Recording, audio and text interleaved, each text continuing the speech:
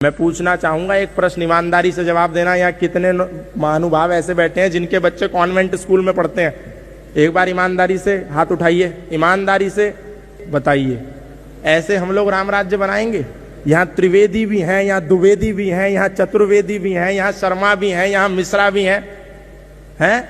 लेकिन बच्चे कहाँ जा रहे हैं? कॉन्वेंट स्कूल में। बच्चे कहाँ जा रहे हैं? ईसाई मिशनरियों के स्कूल में। तुम्हारी संस्कृति को गिराने के लिए 1835 में इंडियन एजुकेशन एक्ट बना करके तुम्हारे राम की शिक्षा को, तुम्हारे कृष्ण की शिक्षा को, तुम्हारे चरक सुश्रुत धन्वंतरी गौतम कणाद जैमिनी पाणिनि पतंजलि की शिक्षा को, आचार्य चाणक्य की शिक्षा को, महर्षि दयानंद की शिक्षा को एक इंडियन एजुकेशन एक्ट के नाम पे कानून ला करके अवैध घोषित कर दिया और तुम्हारे गुरुकुलों में बैठे हुए आचार्यों के सरों को धड़ों से अलग कर दिया। तुम्हारे नालंदा विश्वविद्यालय को तोड़ा, तुम्हारे विक्रमशिला को तोड़ा, तुम्हारे उद्यंतपुरी को तोड़ा। किस लिए तोड़ा? ताकि वो मैडम मॉन्टेसरी के कॉन्वेंट स्कूलों की स्थापना इस देश में कर सके।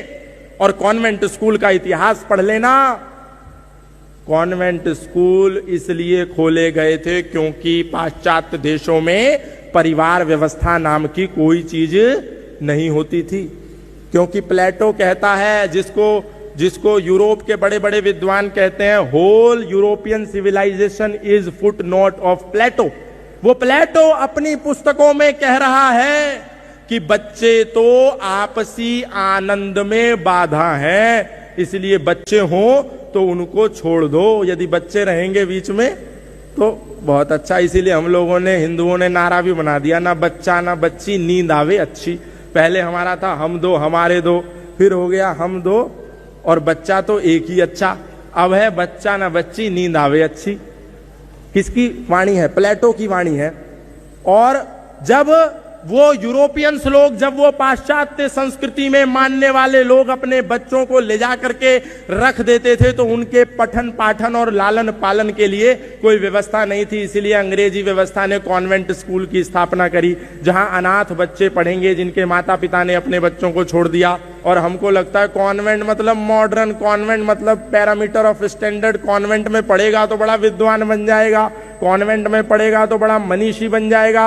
अरे कॉन्वेंट में पढ़ेगा तो अपने धर्म से विमुख हो जाएगा। इसीलिए भारत की शिक्षा व्यवस्था को तोड़ करके कॉन्वेंट की स्थापना की गई। तुम्हारे ब्रह्मचारी जो गुरुकुलों में पढ़ते थे वो वैज्ञानिक थे, वो इंजीनियर थे, वो अभियंत्रिकी थे, वो चिकित्सा पद्धति, चिकित्सा व्यवस्था में उच्चतम स्थान रखते थे। उस व्यवस्था को तोड़ करके गुलाम बनाने वाली शिक्षा कॉन्वेंट व्यवस्था को भारत में स्थापित कर दिया।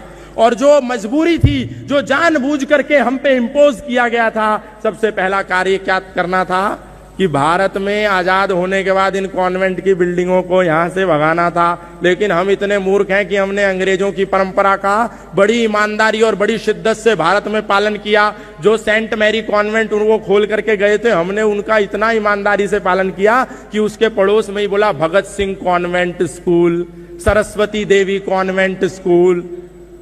झूठ नहीं बोल रहा हूं, गूगल पे डाल करके देख लीजिए। अरे वो शिक्षा व्यवस्था तुमको तोड़ने के लिए थी और तुमने मूर्खों ने क्या किया? उसको इंपोज कर लिया।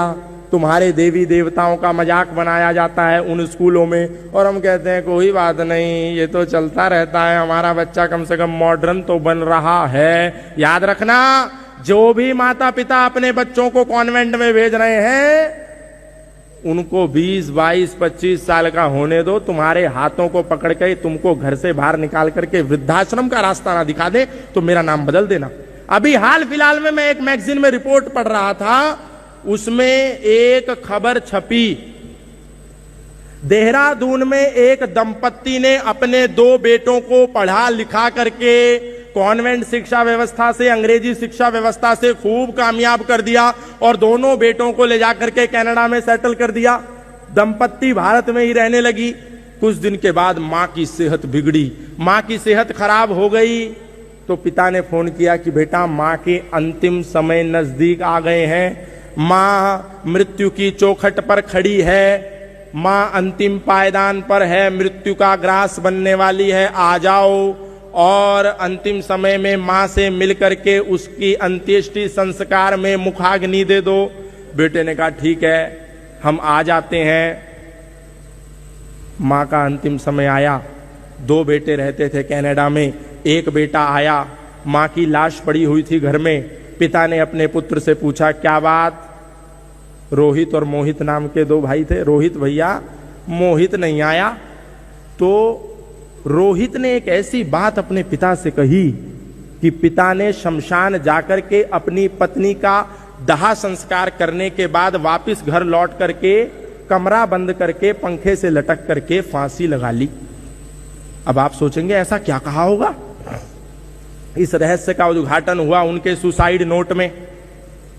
उनके सुसाइड नोट में इस रहस्य का उद्घाटन हुआ। पिता ने लिखा कि मैंने अपने जीवन का सर्वस्व आहूत कर दिया अपने बेटों को कामयाब बनाने के लिए।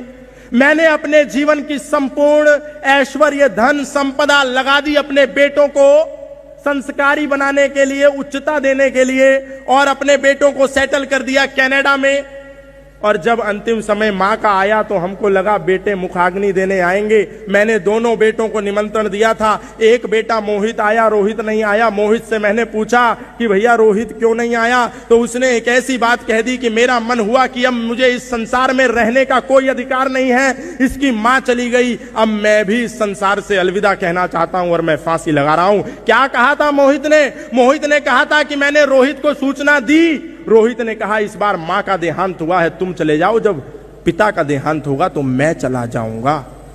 ये देखिए अंग्रेजी शिक्षा व्यवस्था है। और बहुत सारी माताएं, बहनें और पुरुष सोच रहे होंगे अरे ऐसी बकवास कर रहा है, ये तो एक्सेप्शनल केस है।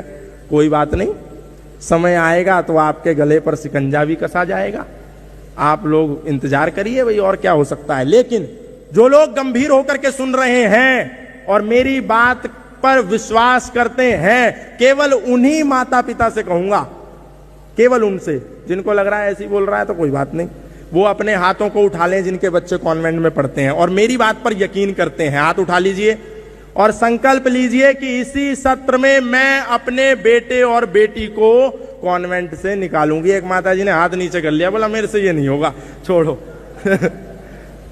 तो जिन एक से भी होगा तो काम हो गया मेरा। मैं पूछना चाहूंगा एक प्रश्न, ईमानदारी से जवाब देना। यहाँ कितने